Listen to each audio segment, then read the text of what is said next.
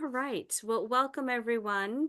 If you want to just stay muted while we're presenting today, and we'll do the Q&A at the end. My name's Jen. I should have started with that, I guess. My name's Jen. I'm the Public Programs Coordinator at the Connecticut Museum of Culture and History. And thank you for joining us for the Lunch and Learn Connecticut's Local Leaders, Creating the State and Economy in the Early Republic. So our presenter today is Elliot Warren. He is a PhD candidate at the College of William and Mary and the recipient of the fellowship from the New England Regional Fellowship Consortium. His dissertation, from which this talk is adapted, compares local governments in southern New England and Virginia to better understand the role local leaders played in the creation of the American state. Elliot is originally from New Jersey and received his BA from the George Washington University in 2018 and his MA from William and Mary in 2019. His work has been supported by the Library Company, the Massachusetts Historical Society, the Order of American Armorial Ancestry, and the National Society of Sons and Daughters of the Pilgrims. Elliot recently visited the museum to do research, so we're really excited to learn more about the project and see what he found in our collection. So welcome, Elliot. Thank you so much for having me. Thank you, Jen, and the staff here at the Connecticut Museum, not only for giving this great opportunity for me to present my research, but also just for being providing such an amazing experience to collect these materials in the first place. I had a really great time. The collections here are so vast, and as I'll get into, really unique, even for New England. So yeah, as Jen mentioned, I am a PhD candidate at William and Mary. I'm towards the end of my dissertation project, which looks at local government in a comparative sense during the early republic, particularly with a focus on the influence of the Age of Revolutions from France and Haiti. I'm going to share my screen now and put up the slideshow I have prepared. Okay. Can everyone see my screen all right? Great. Okay. So to give a little bit of a sense of my dissertation, a little bit more of a specific overview, the local governments in early America have really been understudied, particularly in how the role they play in larger formats with the national state governments. But I believe that there is an interesting story that local governments can tell us, particularly about how the nation came together. Local governments did not have any constitutional conventions. There were no specific or ordered changes to them after the revolution. They were kind of just left to figure out the role that they had to play in the republic to themselves. And for this reason, I think it's really important to take a comparative approach to this analysis of local government. I focus on southern New England, so Connecticut, Massachusetts, and Rhode Island, as well as Virginia. The reason why is, I mean, these are two areas of roughly the same geographic size, but more importantly, they're the oldest regions of Anglo settlement in North America. And so they have a really deep and rich history that helps us understand how the nation came to be. And also, they have a long history of local government. Virginia isn't thought of or really known as much. Obviously, New England and the town meetings are really well known, but I don't think they've been properly understood in their national context. And I think it's really important because people understood then at the time that local governments were significant. This image here is from a reenactment of a town meeting in 1906, reenactment of their first town meeting. And it gives you a sense that people have been aware that local governments are important to them. And it's something that I think historians need to appreciate more. And I also have a background working in local government before I became a historian, and that kind of set me on this path to questioning the role that local governments played in the 18th century. To get into the more meat of my project, however, it's important to give a little bit of background because a term that I use a lot is political economy, how local leaders participated in the development of a political economy for the United States. So what is that term? Political economy, at its most basic, refers to the government management and relationship with the economy and the theories that support that. It originates from the 17th century in France, an image over here on the left of the of one of the first treatises on political economy, and was popularized by Jean-Jacques Rousseau, a French philosopher of the Enlightenment, who was very influential for American founders. And of course, Adam Smith, who's considered in many ways to be the father of modern economics. Um, Political economy, however, while it has uh, a pretty clear role for us today as moderns, it was very new in the 18th century. Uh, the economy used to be thought of in terms of household management. That's where actually the term comes from, oikos being the home in Greek. It was thought that governments thus should manage their economic affairs like households, like families. This, however, begins changing in the 18th century. That really marks a big transition because of the cost of fighting wars. And so in the 18th century, governments start spending a lot of time uh, figuring out theories of economics and economic development. And this is where political economy starts developing as a real discipline. Many people, like Jean-Jacques Rousseau, believed that commerce would soften nations, that trade and intercourse between nations would actually lead to less wars and more peace. As historians have shown, unfortunately, the 18th century and later proves the opposite, that competition was increased by commerce, and that as nations worked to expand their trade, they equally expanded their militaries, in a term that some historians call the jealousy of trade.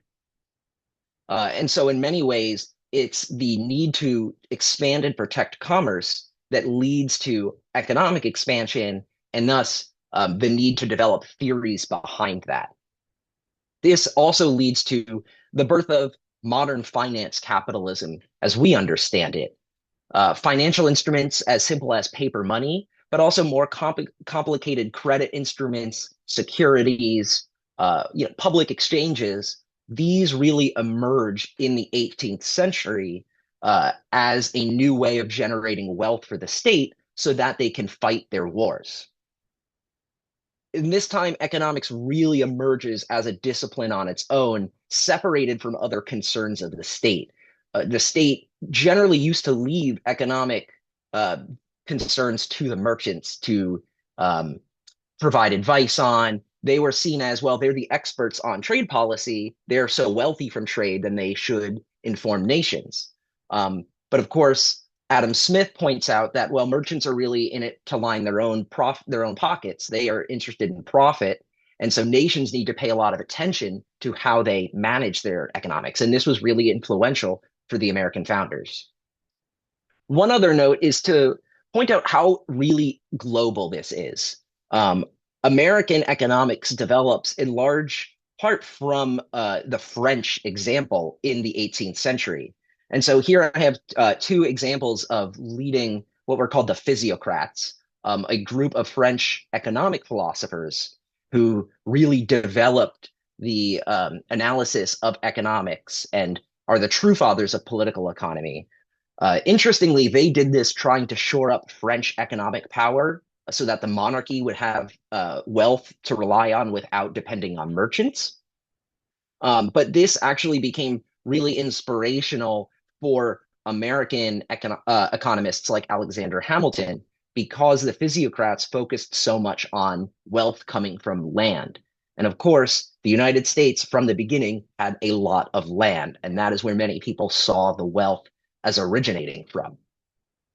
So this is a very large overview of over a century of intellectual history. But what I hope you take away from this brief background is that political economy was new. Capitalism was developing, and Americans around the revolution and in the early republic were unclear of what shape their economy should take. What does it look like to be a republic and to have intercourse with other nations as a republic? This was really unsettled. And so it's important to understand how political economy plays into the American Revolution. I have here on the left some images of continental currency. surely during the revolution at the start, the government started printing currency. And of course, after the end of the revolution, with the Constitution, developed sophisticated minting processes for coins. But this, again, was really new and unclear at the time of the revolution.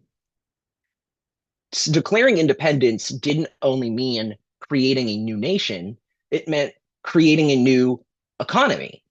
America went from being a composite part of an empire whose purpose was to serve the growth of the British monarchy and the British state to looking out for its own interests. And that spawned a lot of debate about what was to come next. Alexander Hamilton is often thought of as leading the charge on economic development. And he was really inspired by the British system, which is why I think it's so important to go back and look at the earlier history before this period. And I have an image of the Bank of England here as well, because that was really where Hamilton and his allies drew their influence from. They were studying British credit systems, British debt systems, and how Britain was able to become such a large empire with so much economic power, despite being a tiny island nation. And that was a cause of a lot of debate, though. Not everyone agreed with Hamilton. Uh, Specifically Jefferson and his allies, they are uncomfortable with the idea of creating wealth without tying it to something material like land. Oftentimes, and this is more so an older problem, I think nowadays we're getting a bit better with it. Um, but in the past, we people have treated the Jeffersonian Party as more backwards. They were just farmers. But that's not really true. The Jeffersonians were interested in a sophisticated economic system. They had a whole economic theory to support themselves, but theirs was based on land and agriculture and commerce rather than manufacturing and commerce with agriculture as to support it and feed the country. But for the Federalists in Hamilton, wealth was going to come from industry, from wealthy people generating more wealth. So this was sort of the debate as we're heading into the constitutional era and in the early republic, where much of my research takes focus. Things are unsettled, and that can't be emphasized enough. Nobody knows exactly how this is going to play out and how the economy is going to develop in the United States. Is it going to support essentially the creation of an aristocracy like in England? Is it going to support the average farmer and mechanic and artisan? These are questions that people don't know.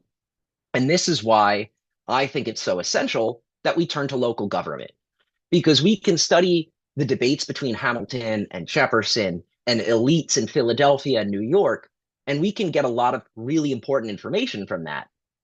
But we lack an understanding of how that plays out on the ground. How do regular people who are never going to read Hamilton, they're not going to travel to Philadelphia, they're not going to meet these national elites, how do they become part of this new economic nation that is being created in the United States? And that's where local governments come in. And Connecticut is a really great example of that. Um, to talk about local government a bit now, give a bit of background on local government. Um, During the American Revolution, local governments really take up the mantle of defense, of commerce, really of maintaining order in society.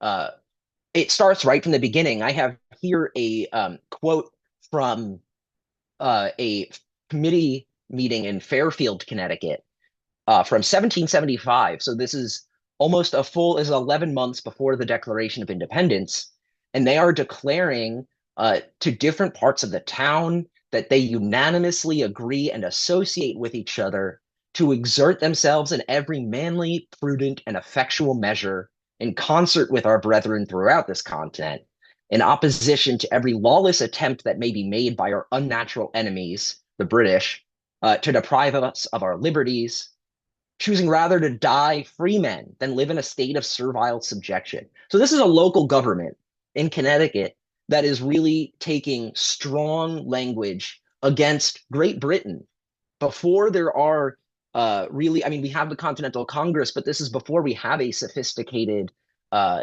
system of national defense, national interests.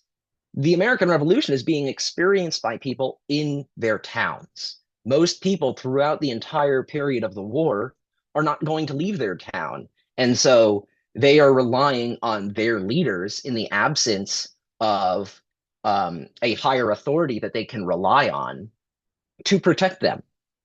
And we have here on the image, just on the right, I think this is an interesting one. You can see how raucous town meetings could get. We have swords being raised and some clubs. So these were not peaceful meetings right from the get-go. Uh, Sorry, actually, I'm going to go back 1 second. I wanted to talk a little bit more in detail about Connecticut before I move on. Um, People brought their towns with them as they moved elsewhere in the early United States. So even as I say, people experienced the revolution in their towns, they um, carried that culture with them if they traveled outward. And so, one interesting quote I found in the collections here comes from Noah Webster from the Webster Dictionary Family Fame. He said it is a common fact that men, when they go abroad, find the love of their native country, state, or town most amazingly inflamed. And he said that when he traveled outside of New England, he fought many hard battles in defense of Connecticut. Webster went so far as to argue that New England was a phenomenon in civil and political establishments, and argued that half a dozen legislators from New England scattered throughout the globe would change the whole order of affairs in Europe. Um, and so you do get a sense in the era that people were aware of the significance of their local governments and their practices of local government. And so as the revolution ends, and I mentioned at the beginning of my of this talk that there are no conventions for local governments, no instructions on how to comport local governments with the republic. People take their experiences with them, and they're going to advocate for change or consistency based on what they know. Um, Now, as I've mentioned, my research really expands beyond Connecticut and puts local leaders in a comparative focus. Um, but that doesn't mean that I expand entirely, I guess I should say, beyond borders. I think it's interesting to compare how these localities deal with similar problems. And an interesting anecdote I can give you comes from Norfolk, Virginia, where much of my research has started. And while it starts out seeming like a Virginia story, by the end you'll see that the implications affect places like Norwalk, Connecticut. Um, so just a brief anecdote here that on the morning of February 17th, 1795, British Admiral Alexander Cochrane was taking stock of his losses in Norfolk Harbor, Virginia. The night before, a British sailor had been killed and others wounded by a mob of Norfolk's inhabitants. Earlier in the night, a small party had been directed by Cochrane, the admiral, to seize deserters from the British Navy that were believed to be hiding in the homes of Norfolk's inhabitants. Thomas Newton, a magistrate in Norfolk, Virginia, was currently serving as mayor, and he refused to abide by this.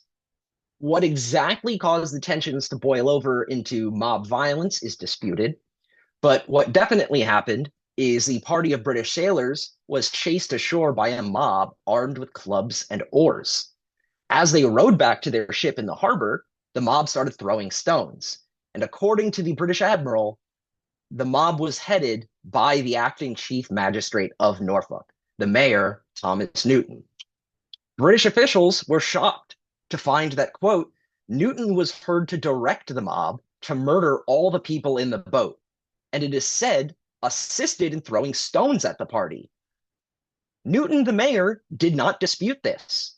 He explained that he was responsible for maintaining order. He was acting as a patriot defending his citizens. To the British, they believed that he was breaking the laws that it was his province to enforce. Cochrane, the British admiral, believed that Newton was deliberately working against the British and with the French to lure British sailors away.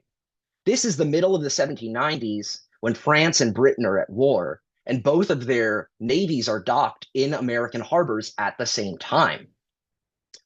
The British officials pressed Virginia's government to take action against Newton and other magistrates who had been responsible, but nothing really ends up ever happening out of it.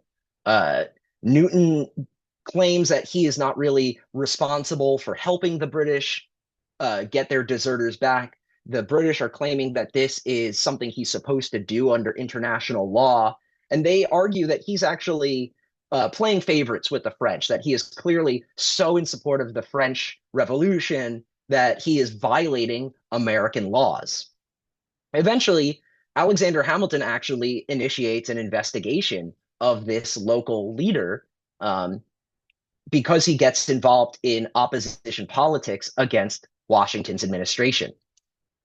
Now, this case takes place in Norfolk, Virginia, as I mentioned, but it has really important implications for Norwalk, Connecticut, because news about this gets to Oliver Wolcott, who is a state leader in Connecticut and goes on to become a federal official in the Treasury Department. But news about this, because it gets to Wolcott, starts disseminating across Connecticut ports as well. And so Connecticut's local leaders in port towns are concerned that similar problems are going to start happening in their ports.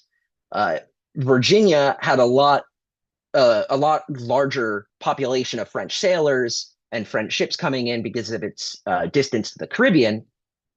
But immediately in the 1790s, federal officials start writing letters to Connecticut's leaders, warning them that they have to be careful of neutrality violations in their shores. It's local leaders who are tasked with enforcing this. So, to take a quick break, I want to zoom out for a minute and talk about the actual process of this research now. Um, I've talked about a couple anecdotes and some of the questions that I'm tackling, but it's not quite so simple as just looking for these records. I was very fortunate to find so much great information in the archives at the Connecticut Museum, but there are problems you have to contend with. Many local records are destroyed.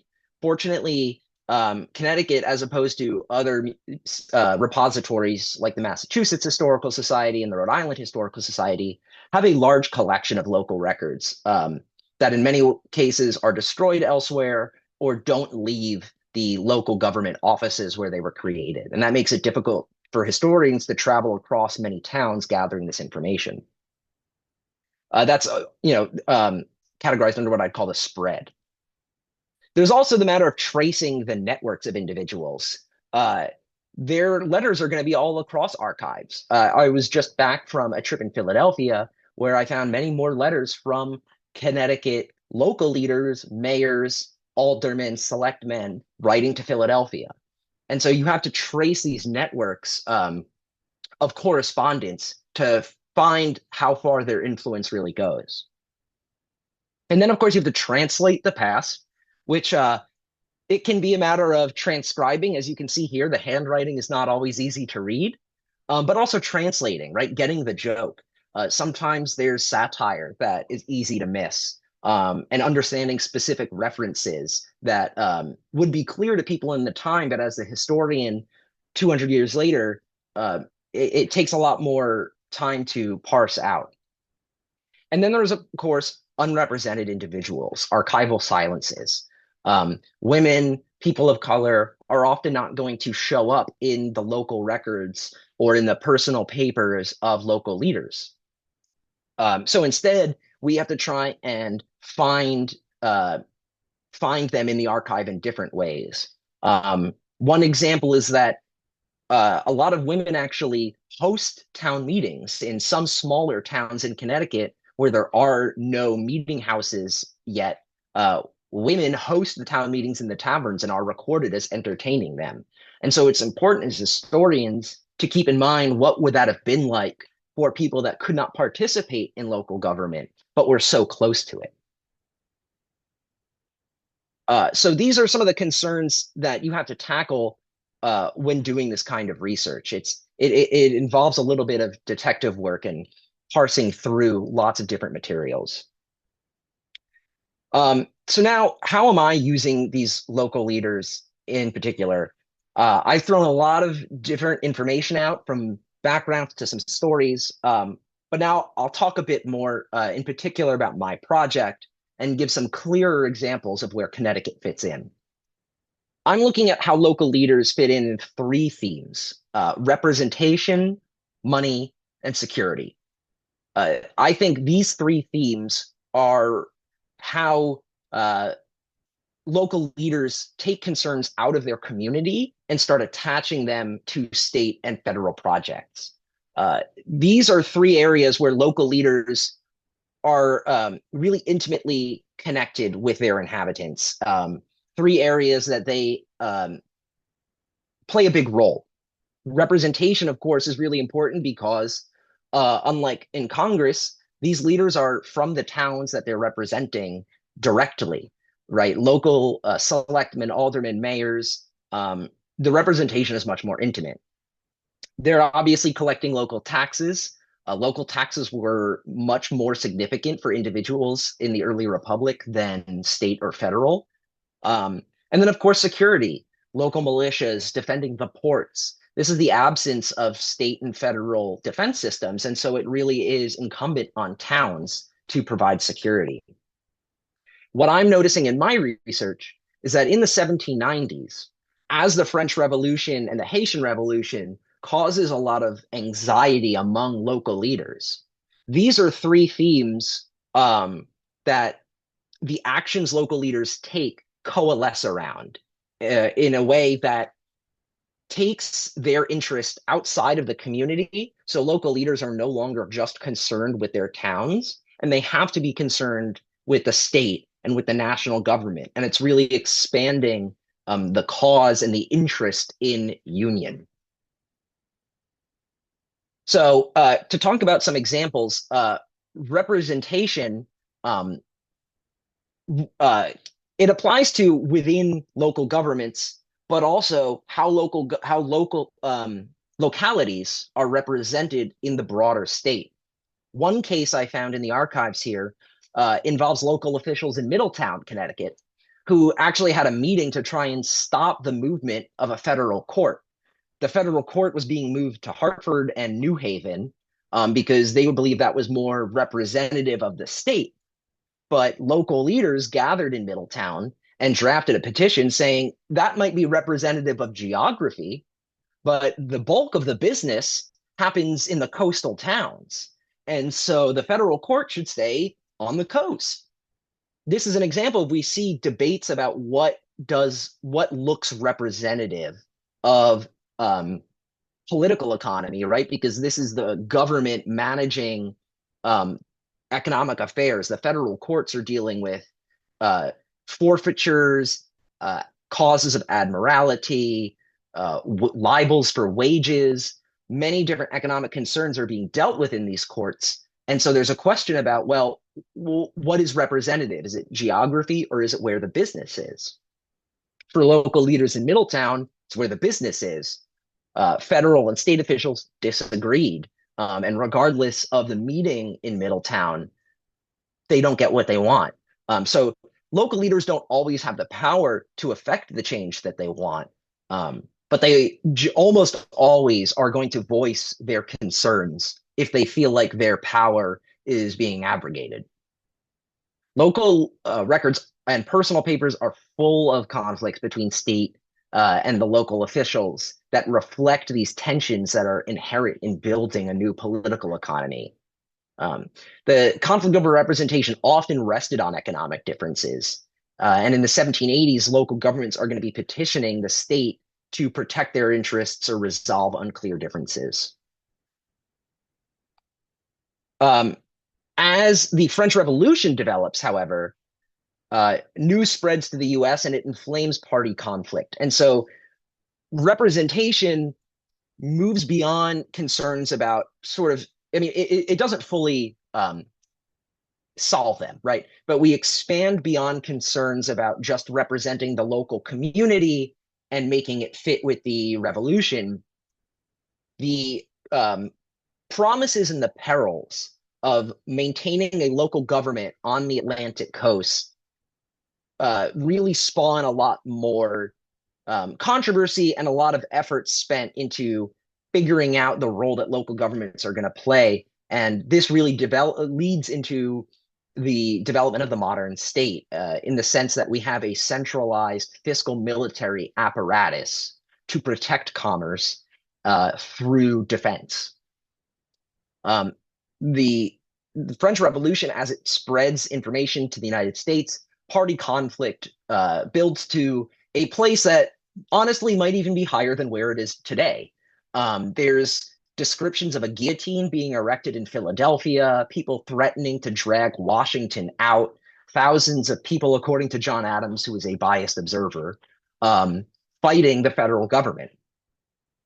One of the major conflicts that this devolves into is about Jay's Treaty.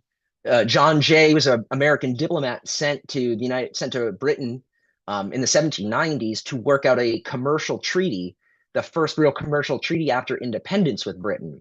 And it becomes a major point of contention between the two sides, pro-British Federalists who support Washington and Hamilton and a robust political economy, and supporters of the French Revolution and Jefferson who want more of a localized, spread out, diffuse political economy that isn't so built on centralized power.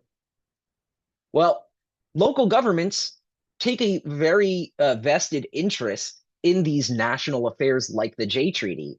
I have here a meeting notice from Lebanon, Connecticut in 1796, where local leaders got together to, as they said, requested to meet to take into consideration the critical situation of our public affairs, in that there is a great reason to fear that the Congress of the United States are not likely to make provisions necessary for carrying into effect the treaty lately concluded between the United States and Great Britain, the failure of which it is apprehended will be attended with distressing consequences, right? So this is a local government putting out that they think the national government is not going to be doing what's needed to protect them, and they want to make their complaints known.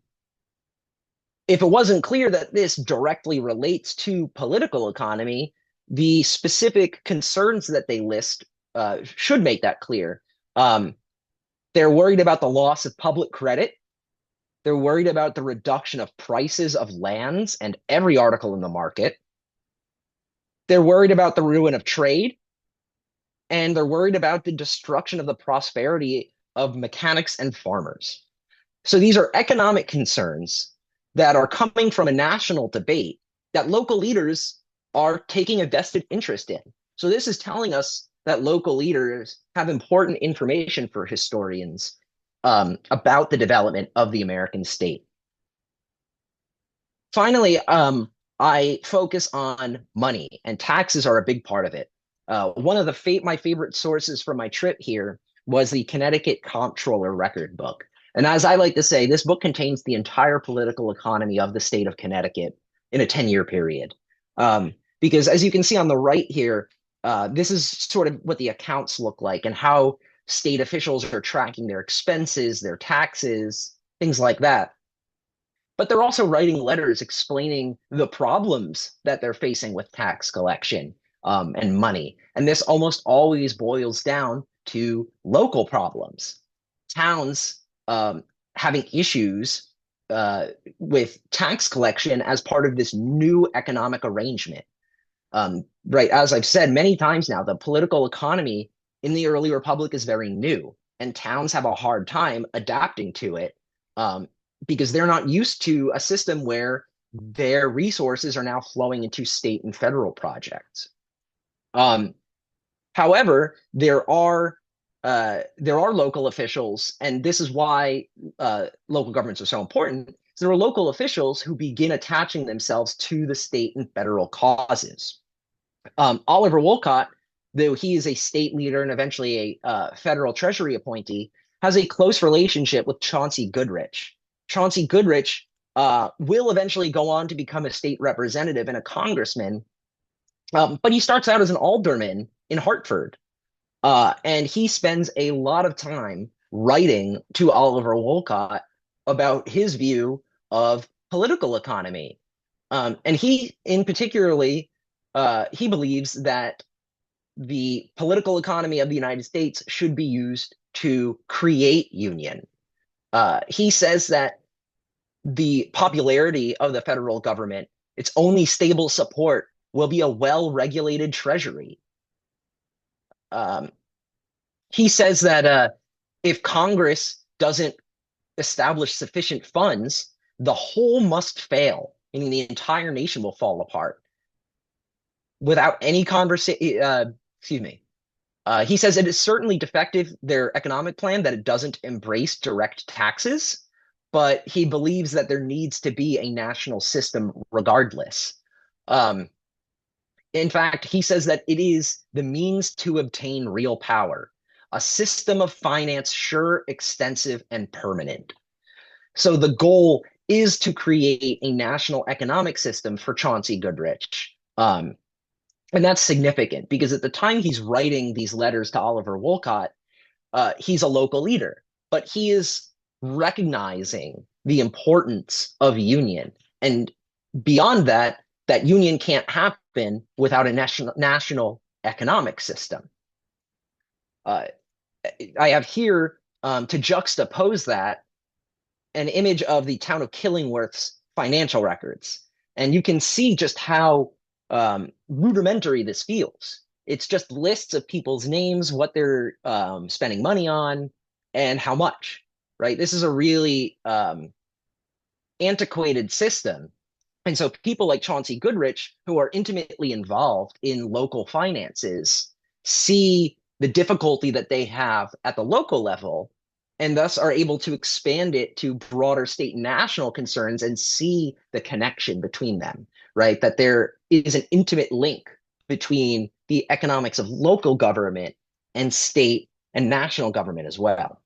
And Chauncey Goodrich, in particular, who I would not have uncovered without the archives here, is a great example of the type of person I'm looking for. Because if you'll notice here, is his biography from congress.gov. And it starts as a state representative. But if you go through the records in the Connecticut Museum, for example, you'll see that he was a local official first. And this is true, I found, of many congressmen, senators, governors in the early republic. They start out in local office. That's how they get their experience, and that's how they develop their ideas that will go on to affect the nation. And this is an example of one of the letters I found between Wolcott and Chauncey Goodrich that I think are just so important for really understanding this. Finally, at the last few minutes, I want to talk briefly about security, the last of the themes, and arguably the most important, I think, in which local leaders build the national state and the national economy. As I mentioned, the French and Haitian revolutions caused a lot of anxiety. There's the anecdote about the neutrality violations in Norfolk, spreading fear in Connecticut.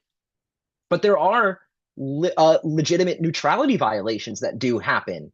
In 1795, Jed Huntington writes to Samuel Huntington about the arming of privateers in New London, which is a violation of neutrality. The mayor of Norwich in 1796 is accused of violating neutrality by having vessels seized in Bermuda that were illegally trading. And in fact, officials from Virginia write to Connecticut officials about Connecticut citizens caught in Virginia violating neutrality because many of them flowed south because there was more pro-French sentiment there. And so people that wanted to join in the privateering supporting the French often went south for that. Um, so there are neutrality violations that local officials are responsible for capturing.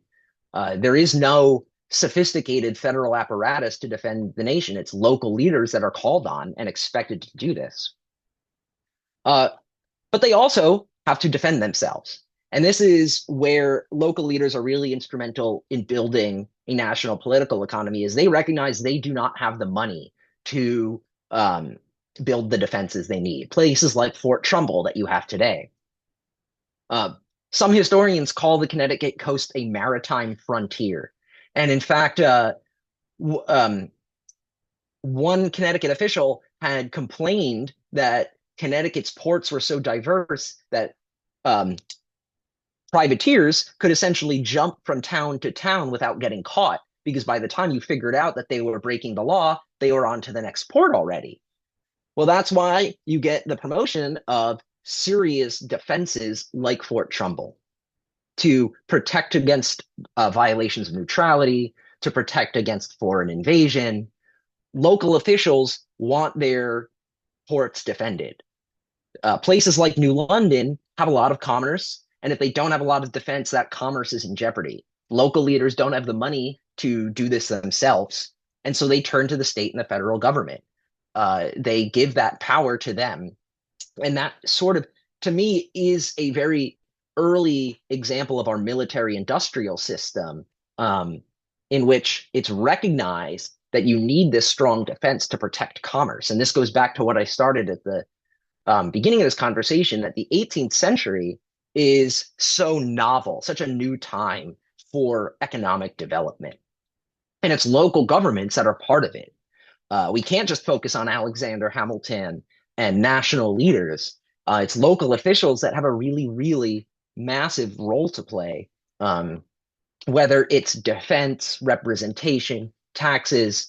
Um, they see themselves as part of this national project because they recognize the concerns affecting all of them, that they're no longer just isolated in Connecticut towns, that Connecticut towns are tied to other parts in the Atlantic, um, and they need a more robust system to tie them all together. And so, in that sense, it's really important to focus on the role that local leaders played with national things like this. And it's also significant to today. Local governments, as we are again in a very partisan time, like we were in the 1790s, they take a vested interest in national issues.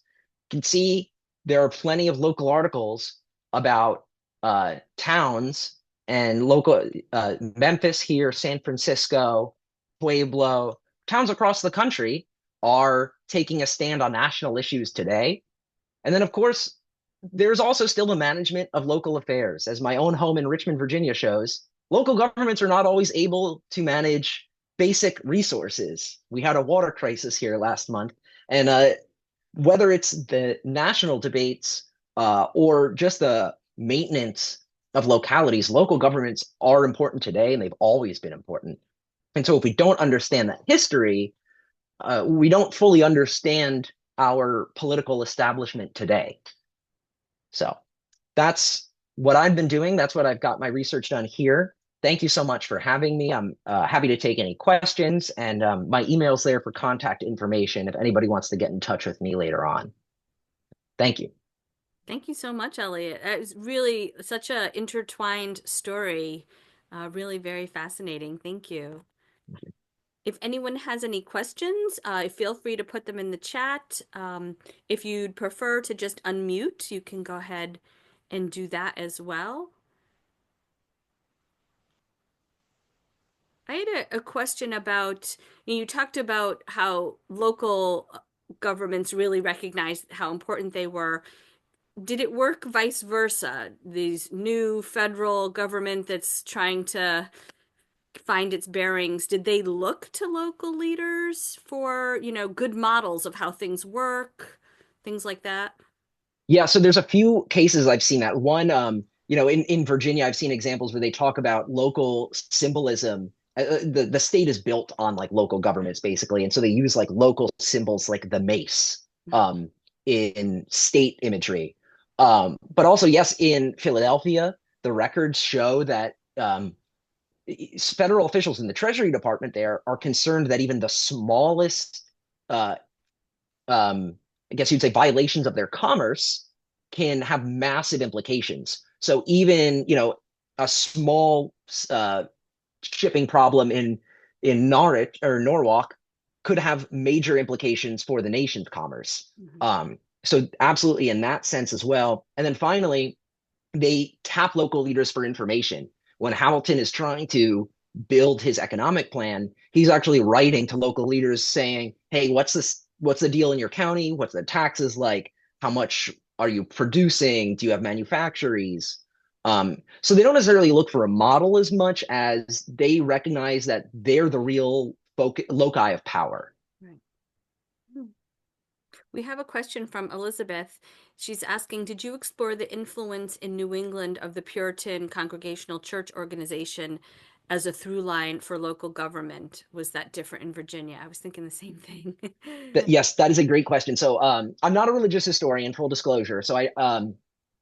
But I will say that I haven't explored it in the sense that I focus on like the religious meetings, but you cannot separate the Congregationalist tradition from New England, and it is so different from Virginia, and that's why I take that comparative focus. Is because I think it would be incorrect to take one region and say this is how we got the country, right? It's the fact that both have these different traditions, but we end up in the same place that's important.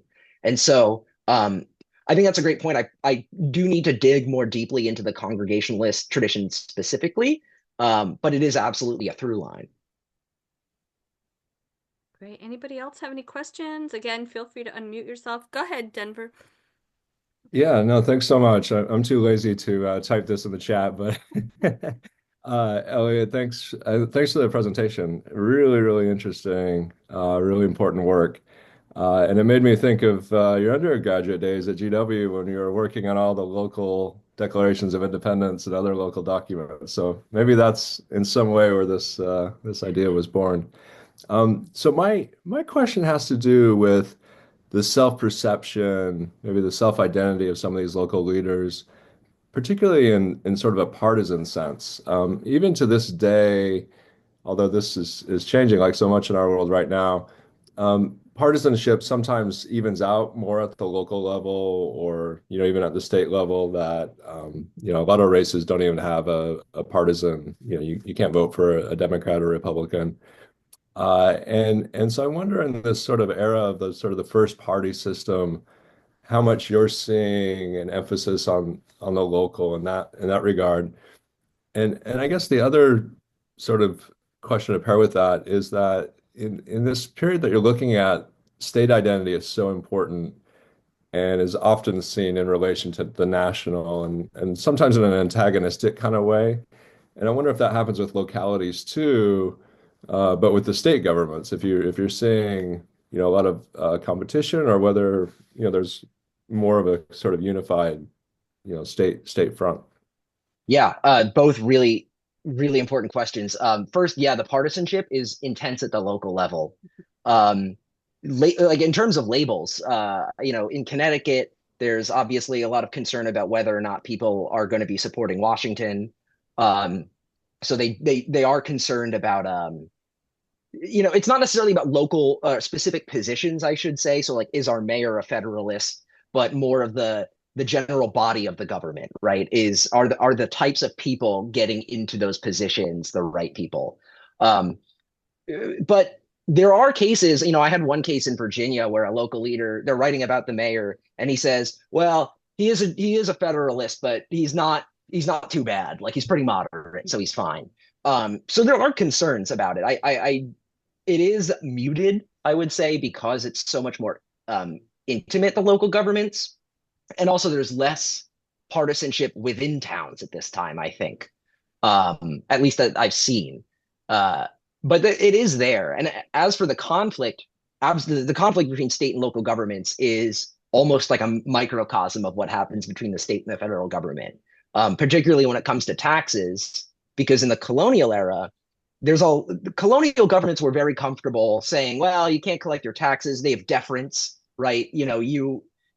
deference to the aristocrats will kind of buy you a reprieve. You can, play off the we're just so lowly kind of thing. But that doesn't happen anymore. Once the states are independent states, they are expecting taxes to be paid promptly. They actually spend a lot of time going to get 10 years of back taxes from towns. And many towns actually have coordinated efforts where that nobody, if property is seized from a debtor, nobody will buy it because they don't want to help the state with this. So there is a lot of conflict, but I think what I see is at the end of the day, they don't have the resources to do what they want without the state. And that's kind of where you have this compromise of interests. Mm. Perfect. Thanks again. And Thank you. Congratulations. Yeah. Thank you. And yes, it did come from Denver is my undergraduate advisor from GW, so very familiar with my work there. And the local declarations of independence will never leave me. Any other questions? Yeah, Jen. Yes, go ahead, Terry. Yeah, I got a question sent to me incorrect. I think Frederick asked a question to Elliot, but he sent it to me by accident. The question is, did the format and practice of local government come from Old England local government, or was it invented here? Yeah, absolutely. So England is the tradition, right? That's where everything is imported from.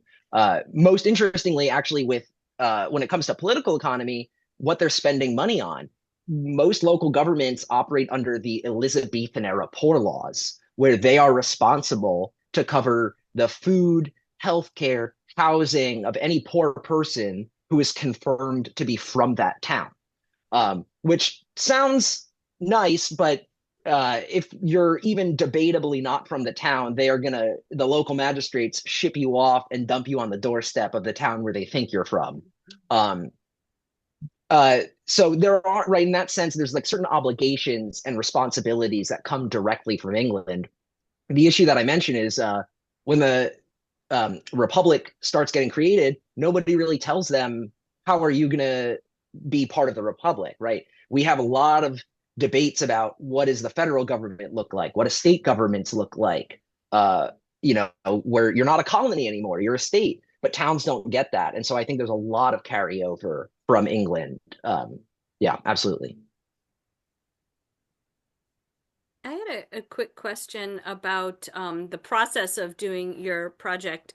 Um, Obviously, these historical societies are invaluable for information, but I was curious if political newspapers or just newspapers in general and editorial if local newspapers are useful in any way. Is that something you've looked at? Yeah, newspapers are one of the ways I got into this topic actually, because I would do a lot of newspapers I think are fascinating. But I'd be looking for something and then you see a story about something happening in a town and you're like, this is fascinating. This is so interesting. If this was like George Washington, it would be a known story, but just because it's some mayor, nobody knows. But I think it's still important, right? And so you start seeing all these little stories about, a riot happening in a town or something, and you start getting a clearer picture. And so I do use them to kind of try and round out the experience. We have the private correspondence, what's going on between people. We have the official record of what comes out of these local governments, and how are people interpreting them in the news. Yeah. Thank you. Any other questions? Anybody?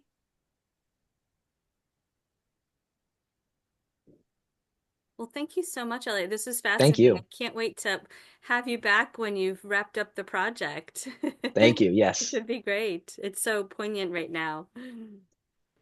Before we just say goodbye, I'd love to just tell everybody a little bit about some upcoming events that we have going on at the museum. We're very busy at the moment, as you can imagine. We do have lots of different events going on. We have a author talk with several different authors. We have Anne Hood, who wrote a book about with a book of essays about the Gilmore Girls, which was a television show that was set in a fictional Connecticut town.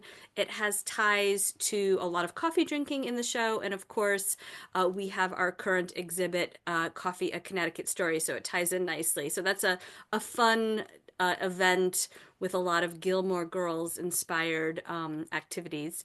And then on the opposite side of that, we have a program on the 27th called Encounters Political Activism in 1860 and 2025. So we are using our Wide Awakes exhibit that we have right now, which was a political organization that started in Hartford but became nationwide and helped to elect Lincoln as president. We have a discussion that is part of a series that the Yukon department is putting together to sort of really facilitate difficult discussions about activism, political activism, and but using the exhibit and the artifacts, that a few of the artifacts, to kind of talk about what people think of long ago, freedom of speech, and how different types of activism. So it should be a very interesting conversation. And then our last event on this is March 13th. It's a panel discussion also to kind of tie in with our exhibit on coffee, the future of coffee. We will have about 5 different roasters from Connecticut talk about the environmental impact of coffee and what even local roasters can do to minimize the impact on the environment. So those are just a couple things that we have coming up. Of course, you can check out our website for other events. We do have another Lunch and Learn in March, which I will send to everyone the link for that along with the recording for this. So again, thank you so much for joining us today. Thank you again, Elliot, for a very interesting and stimulating conversation today. This was wonderful. Thank you for hosting this. This is really great. Thanks, everybody. Have a good day.